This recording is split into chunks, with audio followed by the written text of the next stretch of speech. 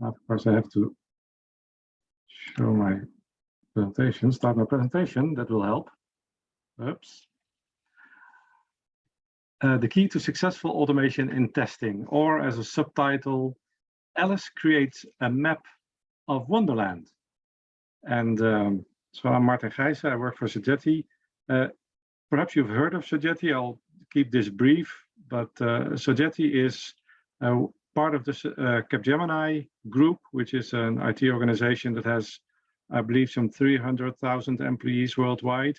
And Sogeti is best known perhaps for being the origin of the TMAP method for testing, which I believe still is the only formal recognized method for testing that I'm familiar with.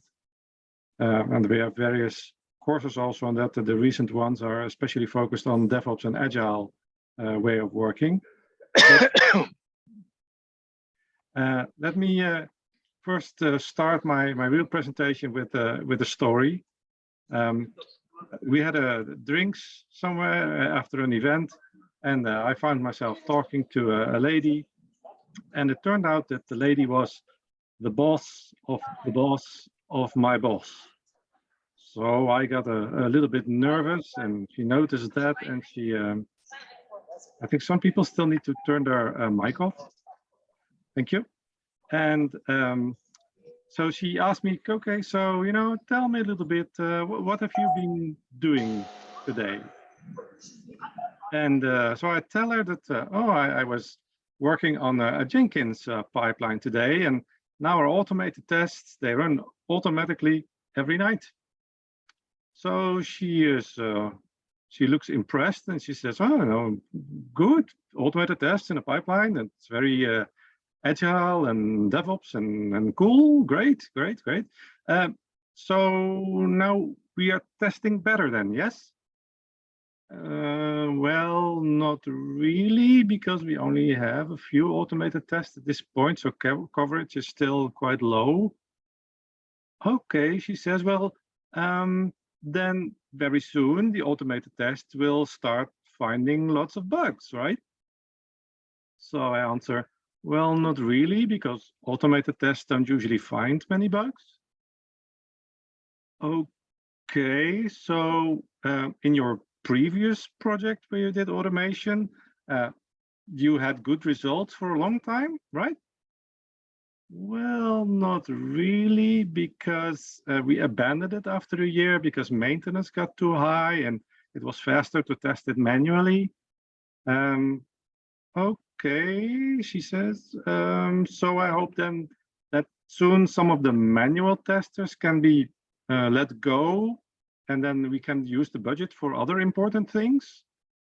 So I answer, well, not really. There's still a lot of testing to do, and also because of the coverage of the automated tests still being low, we could actually use a little more budget to hire some automators and boost that coverage.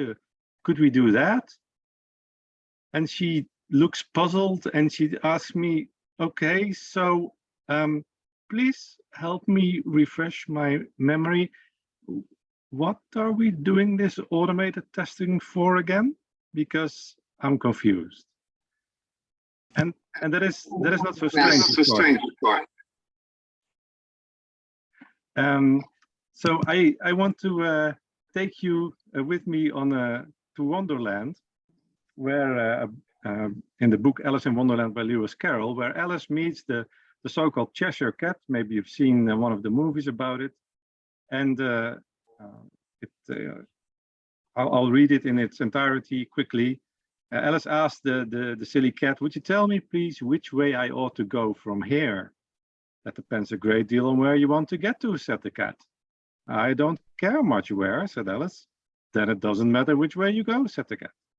So long as I get somewhere, Alice added as an explanation. Oh, you're sure to do that, said the cat, if only you walk long enough. So Alice here was asking for help with a decision. She was at a crossroads, and she did not know how to go where, well, actually anywhere. She actually had no particular destination in mind. She was a stranger there. And in real life, well, that happens sometimes. We do that sometimes. But normally we have a destination in mind. And this is also with automation. You will get somewhere with your automation if only you walk long enough. You will get something, you will get some results. But is that really what you want? Because as the cat said, where you want to go, what decision you should make depends on where you want to get to. So unless we know what it is that we want to achieve, that's a bit hard to make the decision. And in fact, it's even a bit more specific than that, because everyone probably has a different place that they want to get to.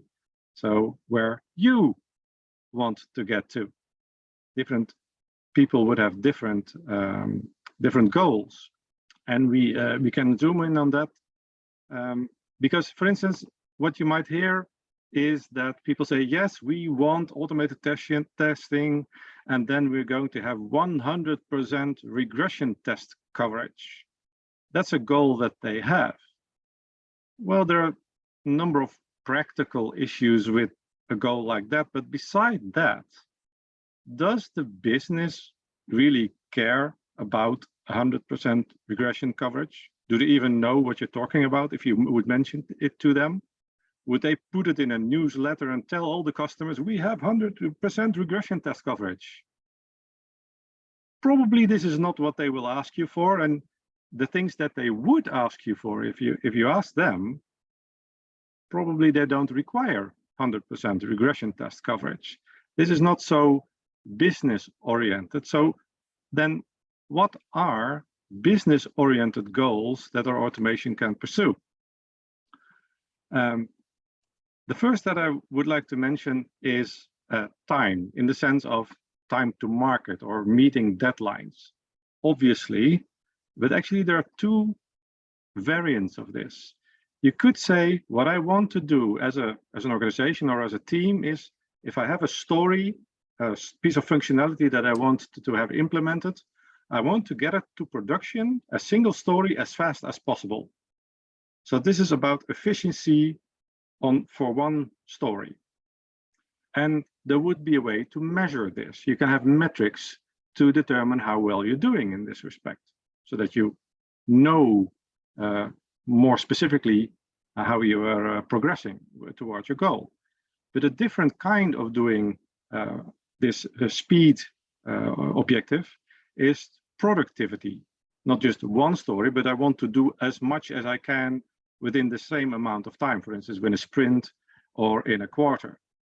Well, there are many similarities between the both. They do have a different focus, and they do lead to different choices in certain areas. A different speed-related goal that you might have is one that is very relevant, especially for agile and DevOps kind of environments, and that is fast feedback.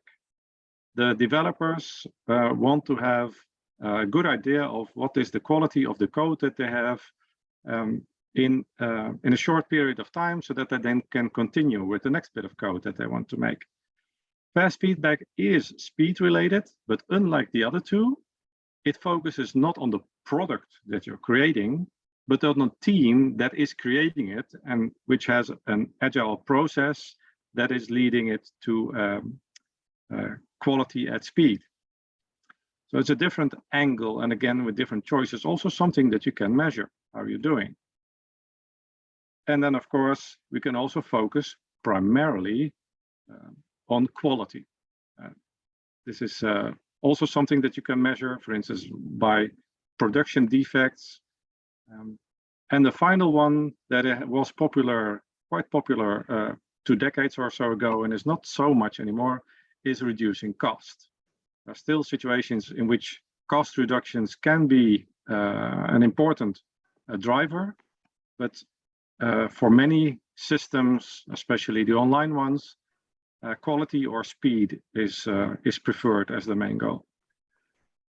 But besides these, there's another important one, and that is sustainability, not in the environmental sense, but in the sense of continuity, keeping up the pace. And this is very much related to the technical health of the automation. It is just as important as the main business-oriented goals that we've just mentioned, even though the code of the automation doesn't end up in production. It is just as important. And why are these important so much? I've tried to summarize that here. If you don't focus on an explicit business-oriented goal, then you can expect your automation to be unsuccessful, at least from the perspective of the business. And since they are paying for the whole thing, that's probably good to know and to keep into account. And when it comes to sustainability, if you don't make that something with real focus, then you can expect it to be unsustainable. In fact, if you think about the things that we build in the real world, bridges, houses, if we would not build them to be sustainable, to last, they wouldn't last. The same goes with software in general, and that also applies to automation, even though it does not end up in production. So these two things, a business-oriented main goal for automation and sustainability, have to come together form the real goal, and should be shared or communicated with the stakeholders so that they know what they can expect. And we have something to aim for. So that gives us focus, that the goal that we go after. But now we need a plan, because having something that you want is nice, but that doesn't give it to you yet. So we will be needing a plan. And before we go into that a bit further, I would like to mention a few things. I just have a few of them. There are more, but there are certain things that people really should know about automation if they're going to do it. And some people might know it and other people might not. I'm not going to talk about these in detail.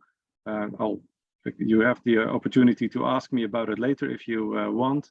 But for instance, avoiding the user interface, that automation is not about tools, that tools are not the core of automation. And those are things that not everyone realizes. And if they don't, it's going to bother them when they make certain decisions.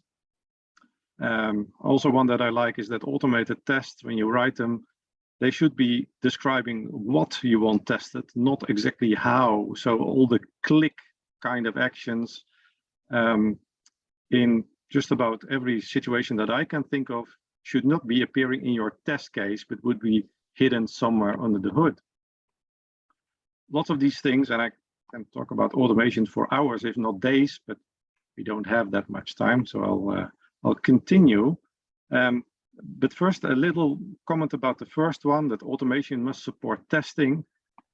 This is why I use the term automation in testing more than test automation or automated testing, because the term implies that there are other things that you can do with automation than just automating test execution. There are other interesting things. All right, so once that is known to people,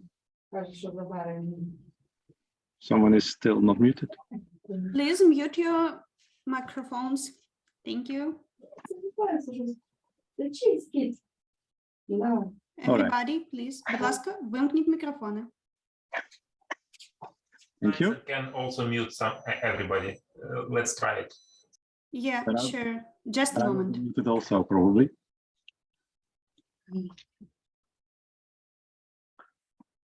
So I'll continue in the meantime. So if we look at automation in testing as a profession or as a subject, then we can see it not as one big thing containing all sorts of things like tools and skills and everything, one big mess of topics, but there's actually a lot of structure that can be found in there. And I want to illustrate that in this manner. If we have our test cases to the left and our automation talks to our system under test. So that is what this means. Those are the things that we create to do our work, the developers and the testers and the automators together, or whatever their titles maybe. And they do that, of course, the stuff runs in one or more environments in which those systems are deployed. Okay, good. So the creating of these requires certain techniques that are helpful in creating good stuff. So that's one area that we can identify.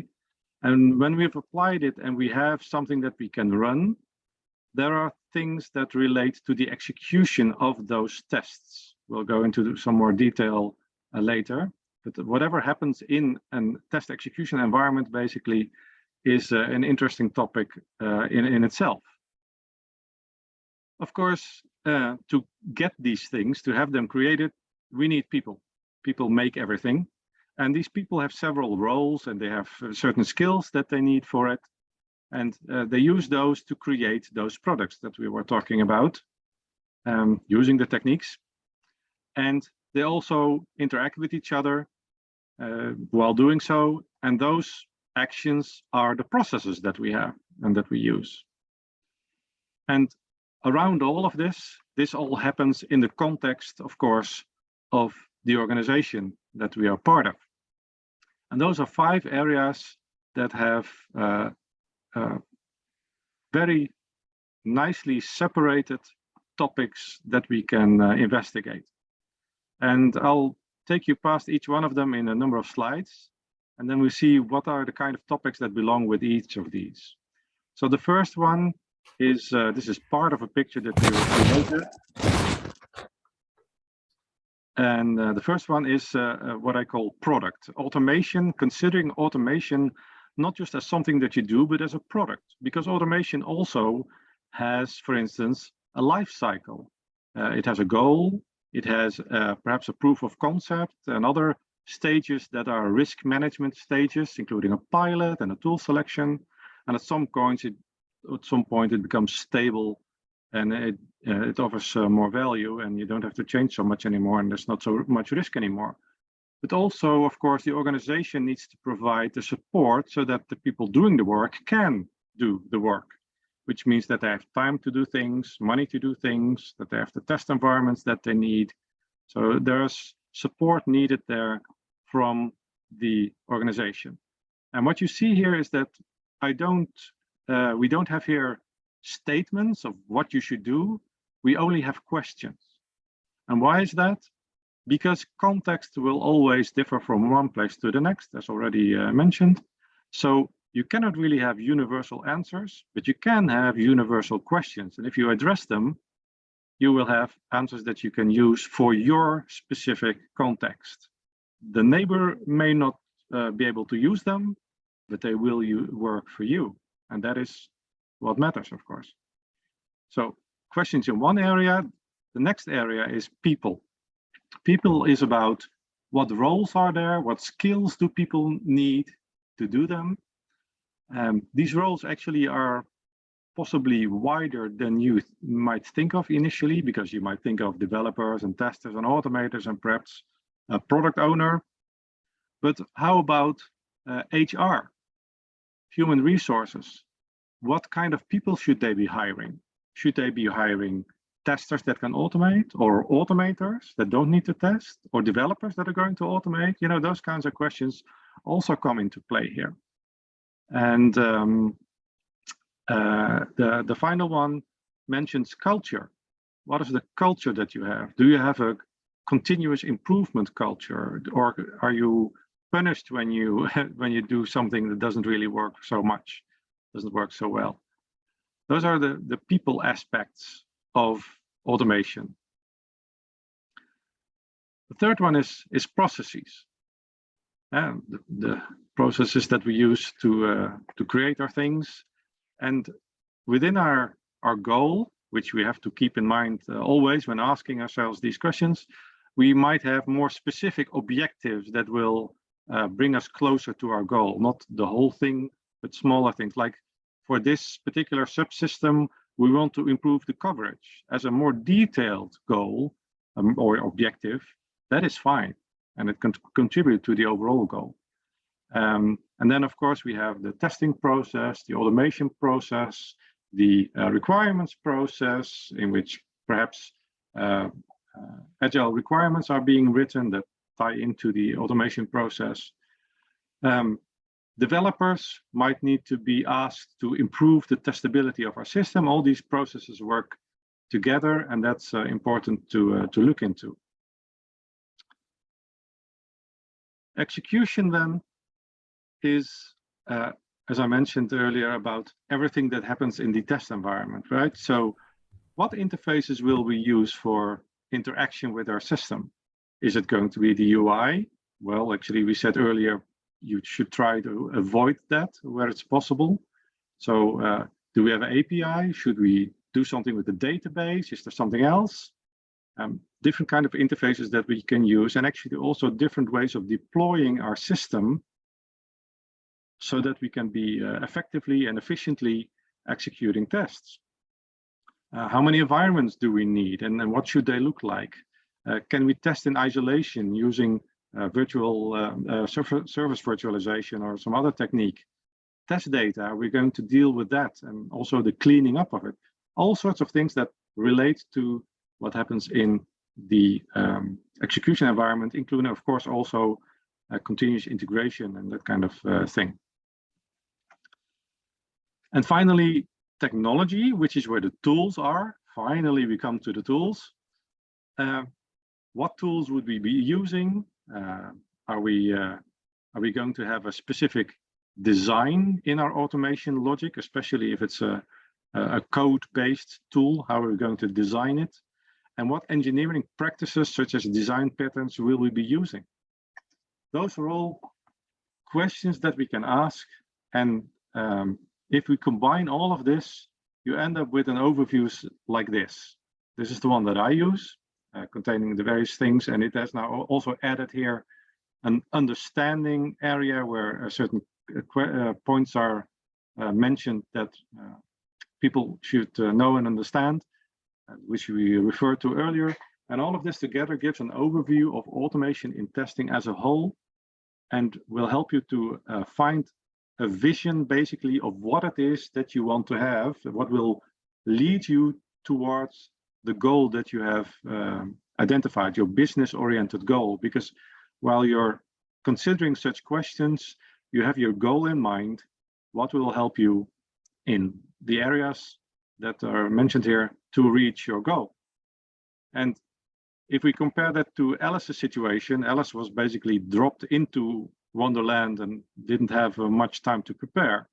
But if Alice would have a satellite to take pictures of different areas of Wonderland, basically that is what this is. It allows you to focus on certain areas and know what's happening there, so that you, once you know what your destination is, you can use that to plan your route. Because you have the overview of so many things.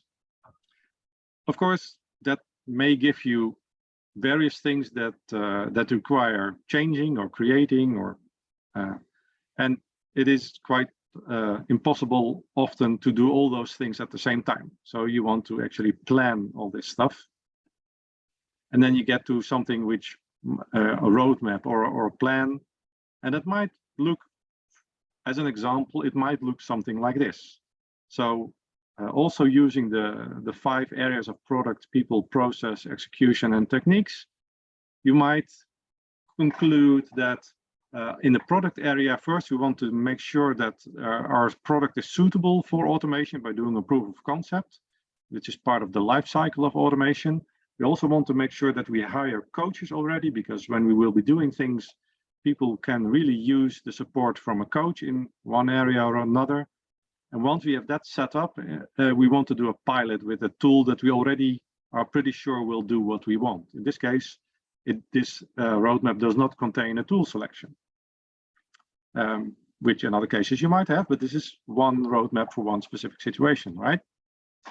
And in terms of people, perhaps here we want to first educate teams and product owners what test automation is really about, what it can do for them, and what it should not be used for. And then after a while, when that is all done and that's settled, then we want to invest more in building a community where people know where to find each other and support each other and share things, so that they can boost each other's work.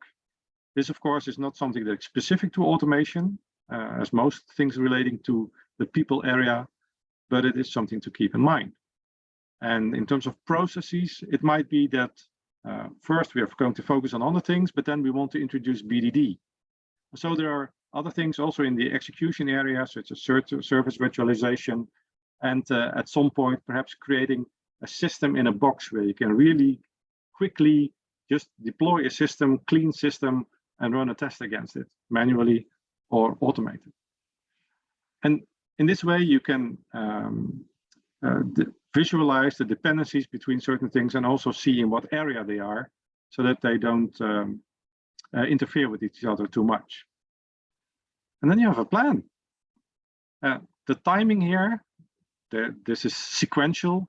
The timing can be absolute in the sense that you say, okay, so the second column here is next quarter, and then the next column is the quarter after that.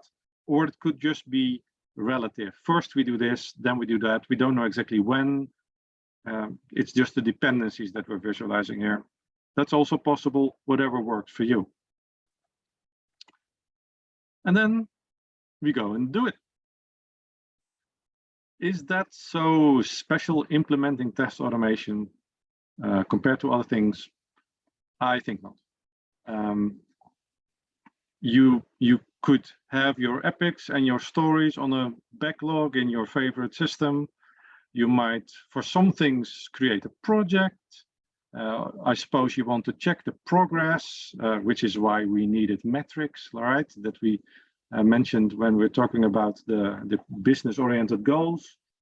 And when you check your progress, you might feel that you need to do something about things because one is going faster than the other, or something else is wrong that needs action. This is normal stuff for any project, right? Nothing special here.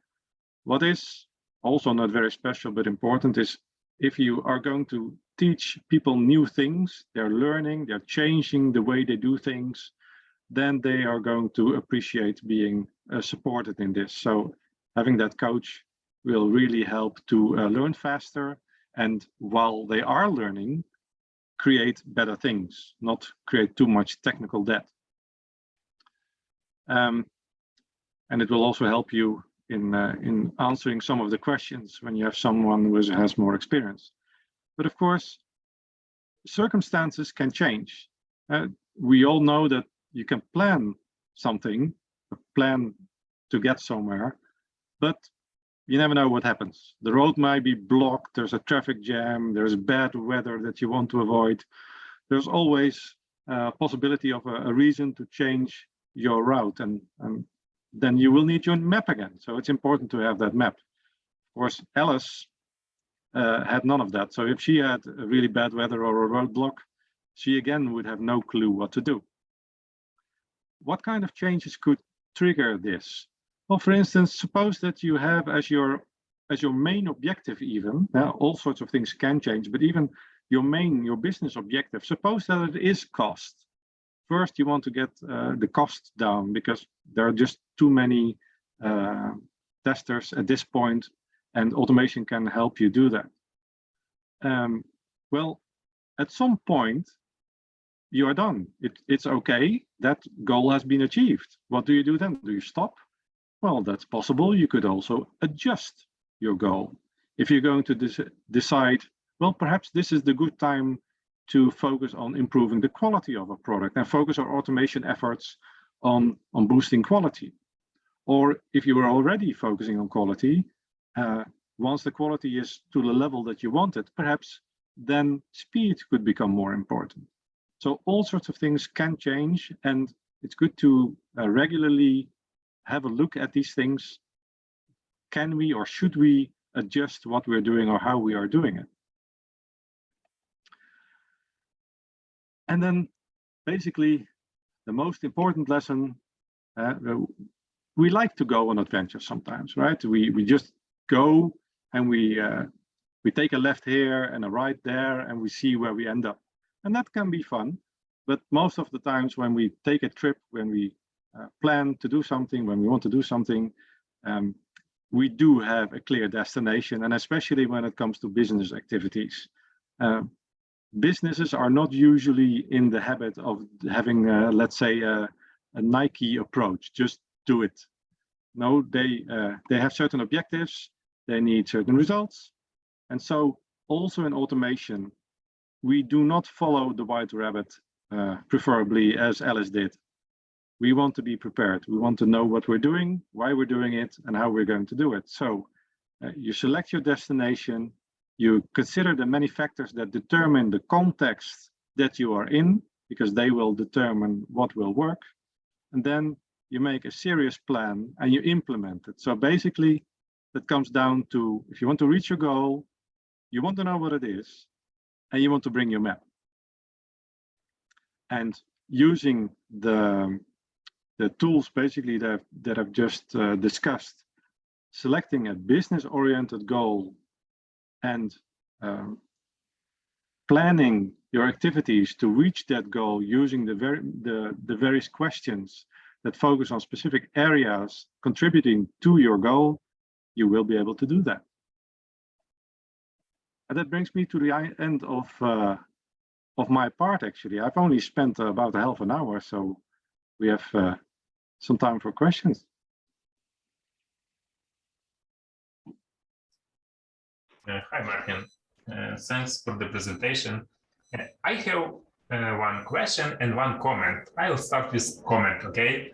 So I like your idea of automation as a product very much. It's, in my opinion, it's so huge, and I don't see that many test automation engineers consider this that way, but it's just great idea, and it helps to make the test automation better. And I would even add one point to that, your map, like for automation is product, which is like, who are the users or clients or customers of that product? Because from that, it depends what reports are using, how detailed it are, like maybe what test levels you cover in your automation, how easy it is to kind of run different suits. This is all about when you think like who's your clients, who's will be using that, and that's, I like that idea.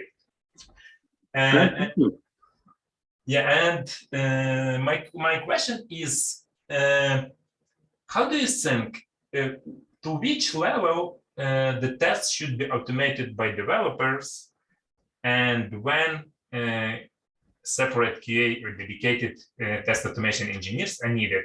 And do you imagine such projects where you have a big number of automated tests, but no test automation engineers at all, because tests are just automated by developers? Thank you. Interesting question. Okay, let me try and break it down a little bit. So basically, I think we are here mixing two dimensions.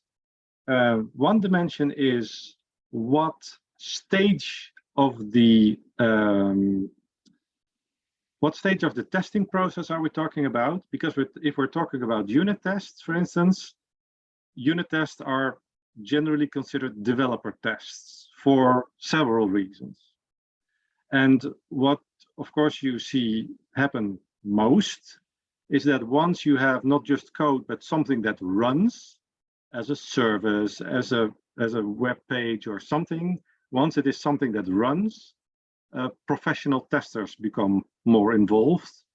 And what's interesting about automation then, by the way, is that I don't normally talk about functions on a team or in an organization, but about roles. And that's actually something that I learned quite in the beginning when I was involved in automation, because if you are thinking about what to automate, what is the test case, then that is not technical in the sense that you have to know how to program. This is a testing skill.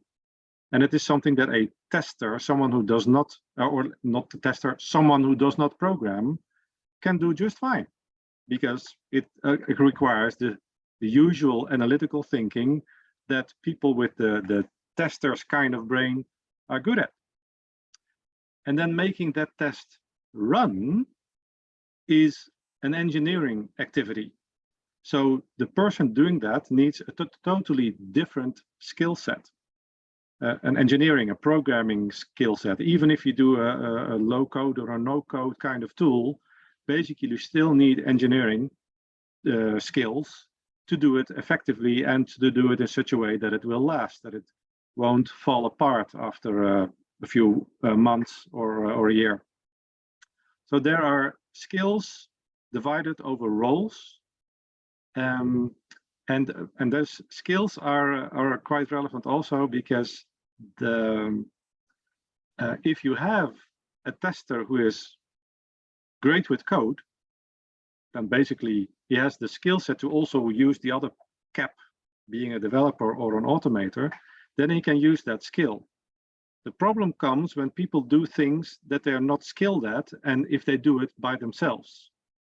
And if there is a developer testing, when he doesn't have deep testing knowledge, and unless there are others also testing, then the testing will not be very deep and not be very effective when it comes to finding issues, perhaps. The other way around, if you have a tester or even an automator who doesn't have the engineering skills yet, is still learning, then even while they're doing it, they will make mistakes and they need support. So I always try to focus on, do the people doing a certain task have the skills to do it? And whether that person is called a tester or an automator or a developer, to me, that doesn't make so much of a difference. You do notice, of course, that in many Agile and DevOps projects with the cross-functional teams and people sharing each other's skills and sharing responsibility, that more developers do automation jobs and there are no automators. That is perfectly fine.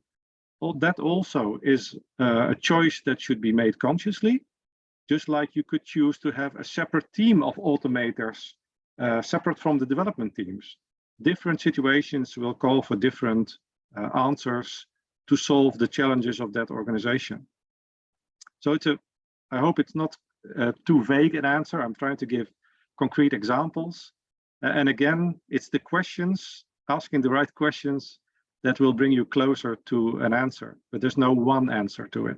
Is that a useful answer to your question, Roman? Sure. Yeah, I know that there is no like one correct question to this answer. I just wanted to have kind of hear your thoughts, and I like it.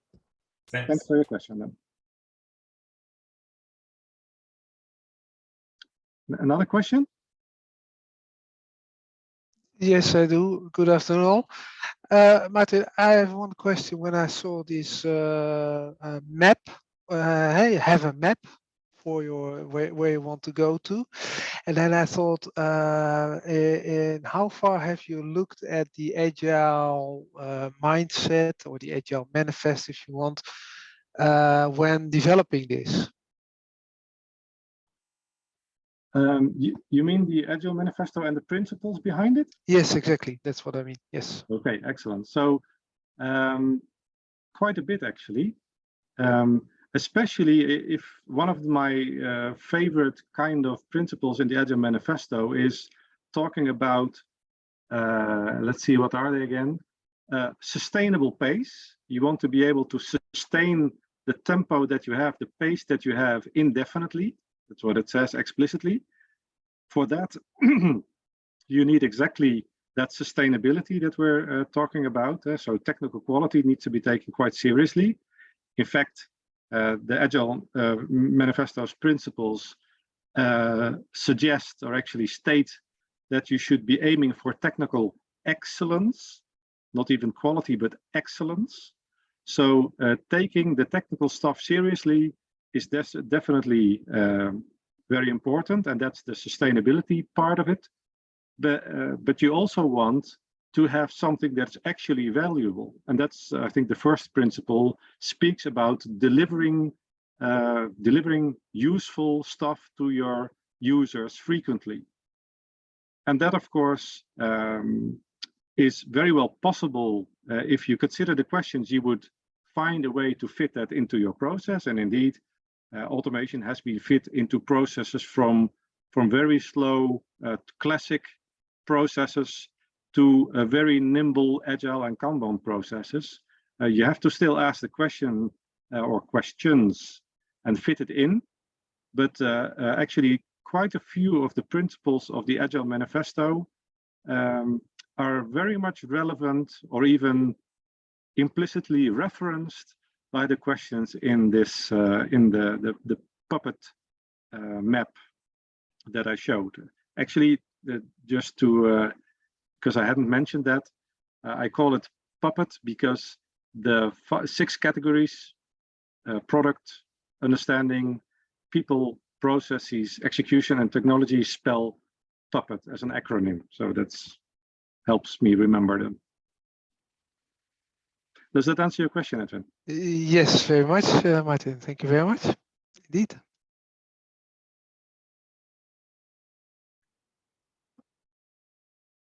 Anyone else?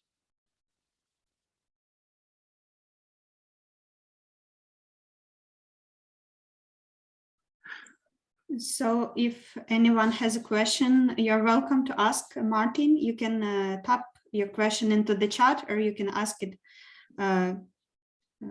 with your microphone if you want.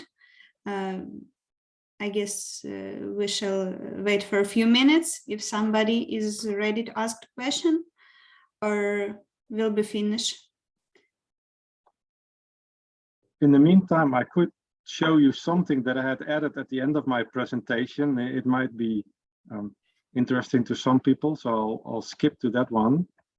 And that's this one. I was talking about, how did I call this?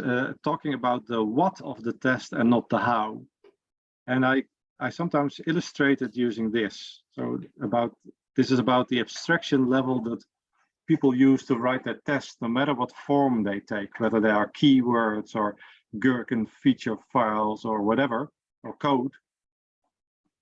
What it looks like, it makes it quite a difference, because if you would read these instructions, you would understand what they say, but you don't know what it is about. It's too detailed, and it would take, it's a long story. You would have to read it all to understand what it's about. It's too detailed to understand those things. So if I would rewrite it and it would look, oh, too fast. If it would look like this, it's much more compact. The instructions are higher level, and then you see that very soon you find that you're going to the supermarket and entering it. So apparently we're going to the supermarket. It's easier to see, it's easier to understand what is happening here, because the abstraction level has been raised. I'm saying less about how things are being done and more on what you're doing, but still there's quite a bit of detail. So if I reduce that again, then you get something like this. Go to the supermarket, buy 2 liters of milk and come back home. It's the same story, but I raise the abstraction level and it becomes easier to understand and easier to talk about with people. And even you could just say, okay, buy 2 liters of milk at the supermarket. So how you write things down in tests makes a big difference, especially when it comes to understandability. So about communication with all sorts of people that are stakeholders of automated tests, especially when you're doing agile specification, where also business people are stakeholders and can actually contribute to the writing of these acceptance scenarios. And this does not only apply to the logic of the test on the steps that you're taking, that you can make them more abstract and it will make them more compact and actually much easier to work with the details disappearing under the hood. But you can do the same with the data as with the logic. Sometimes you might see that people write about, for instance, they have a customer and the customer lives on this street at this number in London, in the United Kingdom, blah, blah, blah, blah. And then you think, okay, so is it important that he lives in London? Is it important that he lives in this street or this house number? What is this about? What is the core of what we're trying to say here. And often you would conclude that really what you're trying to say is, for instance, in this example, we're talking about a customer in a different country. That's all. All right. So if that's important, then why don't we just say a customer in another country, literally, or a British customer, or something, and then in the underlying automation, make sure that that maps to the name and the address and the whatever goes with that, because all that you want to know really is already contained in that one compact expression of a customer abroad. And so both in the logic of your automation and in the data that you use in it, you can raise the abstraction level, think, what is it what I'm trying to do, not how do I spell out all the details. And when you do that, readability and maintenance sensitivity and maintainability will improve. It's a simple concept, really, but it can make a huge difference. I've given some workshops on that also. So that was something I had in mind to share if there was an opportunity for it. Did anyone think of any additional questions to ask? You can also feel free to contact me at Sodeti or through LinkedIn at some other time. Martin, if you don't mind, I can share your link to your LinkedIn with our participants into the chat. Yes, I'm also. It's also fine for me to share the overview slide that I've been talking about. It's something that is that can be shared. So if you're interested really in it, great. Yeah. Yeah. Then that I will share that with you.